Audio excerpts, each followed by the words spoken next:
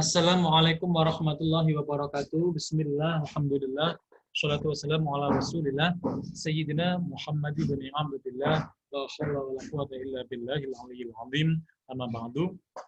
Anak-anakku kelas 6, pada kesempatan kali ini Ustaz akan menyampaikan materi singkat tentang Sunan Kudus, yang mana penyampaian materi ini hanya penguatan dari materi yang telah Ustadz sampaikan pada minggu lalu tentang Sunan Kudus. Baik, Ustadz mulai. Sunan Kudus itu memiliki nama asli bernama Ja'far Shodiq Asmat Khan. Ini nama asli dari Sunan Kudus. Ja'far Shodiq Asmat Khan merupakan putra dari Usman Haji bin Ali Murtado. Siapa dia? Dia adalah saudara kandung dari Sunan Ampel, Surabaya. Jadi, Ja'far Shodiq Asmat Khan atau Sunan Kudus ini adalah keponakan dari Sunan Ampel. Kemudian silsilah Sunan Kudus bersambung dari Syekh Ibrahim As-Samarqandi Syekh Ibrahim Samarqandi yang makamnya di Gresik ini ya, yang merupakan kakek dari Sunan Kudus.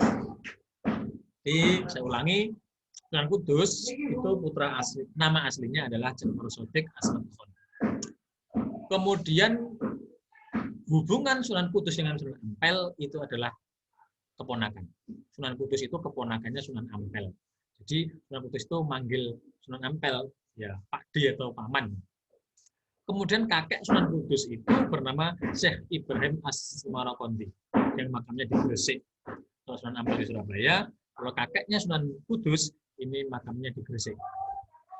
Silsilah Sunan Kudus dari kakeknya itu bersambung sampai dengan Rasulullah SAW melalui jalur Sayyidina Husain bin Fatimah Az-Zahra binti Rasulullah SAW. Selanjutnya,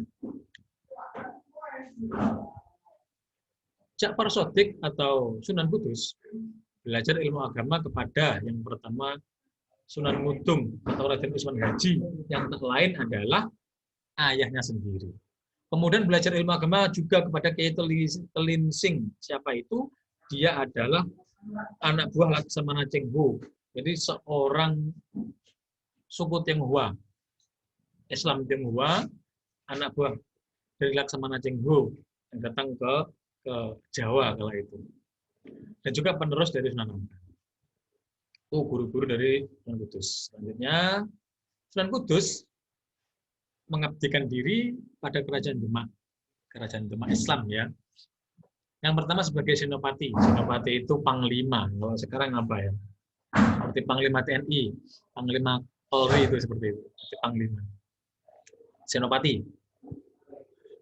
Juga sebagai imam masjid Demak dan juga sebagai hakim.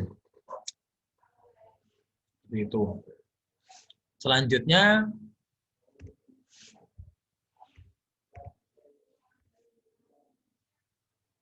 Sunan Kudus berperan aktif dalam pengembangan Islam di tanah Jawa. Di antaranya yaitu dengan mempelopori toleransi beragama.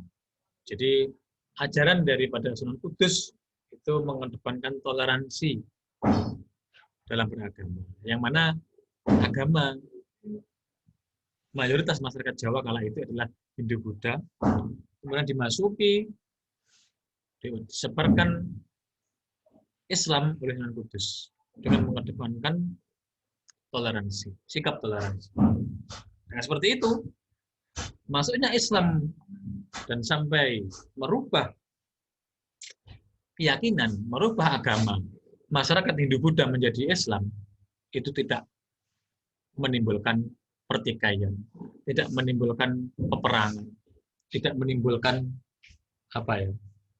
perkelahian dan sebagainya. Karena sikap toleransi yang dicontohkan oleh Sunan Kudus. Kalau Enggak seperti itu loh, pasti apa ya, perang. Sebuah keyakinan agama Hindu Buddha kemudian dimasuki dengan agama baru yang bernama Islam, ya pasti akan bentrok di situ tanpa adanya sikap toleransi. Tapi itu semua ditunjukkan, dicontohkan oleh Sunan Kudus dengan sikap toleransi yang tinggi. Islam berkembang di tanah Jawa tanpa adanya kekerasan, tanpa adanya pertikaian, tanpa adanya apa ya, permusuhan.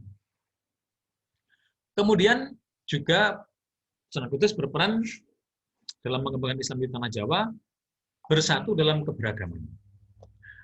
Ada etnik Tionghoa, ada Hindu, ada Buddha, Islam itu sendiri. Semuanya berjalan dengan kedamaian. Selanjutnya, santun dalam bertindak. Sikap Sunan Kudus di dalam mengembangkan Islam tanah Jawa, selanjutnya adalah santun di dalam bertindak. Memiliki akhlak yang mulia, sehingga banyak masyarakat yang simpati, banyak masyarakat yang tertarik, banyak masyarakat yang tertarik untuk mengikuti langkah-langkah daripada Sunan Kudus, yaitu memeluk agama Islam.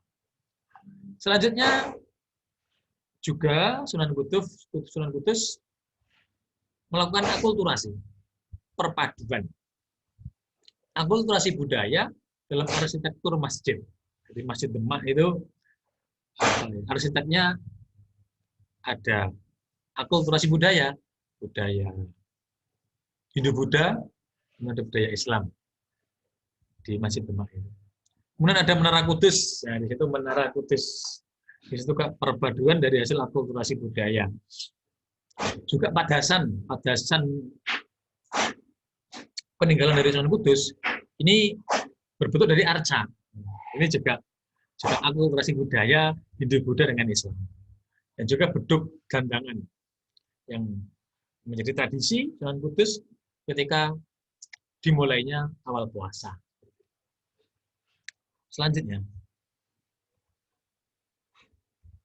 mana habis belum? Sikap pemberani, sikap keteladanan daripada Sunan Kudus yang patut kita teladani, yang patut kita contoh, yang patut kita tiru dalam kehidupan sehari-hari kita di saat ini. Yang pertama adalah sikap pemberani. Sunan Kudus itulah seorang yang pemberani. Kemudian kreatif, aktif berkarya sebagai seniman pencepat tembang. Nah, ini walaupun sulit kita tiru, tapi ini merupakan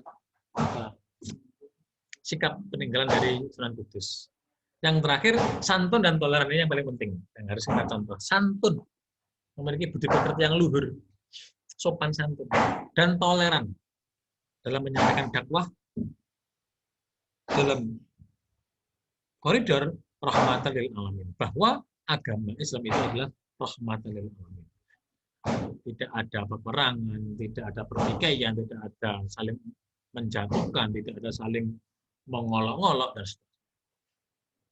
Itu semua bisa dicapai Islam yang rahmatan lil alamin dengan sikap yang toleransi, memiliki sikap toleransi yang tinggi, yang baik dalam berdakwah, dalam menyampaikan kebenaran, dalam menyampaikan apa itu Islam.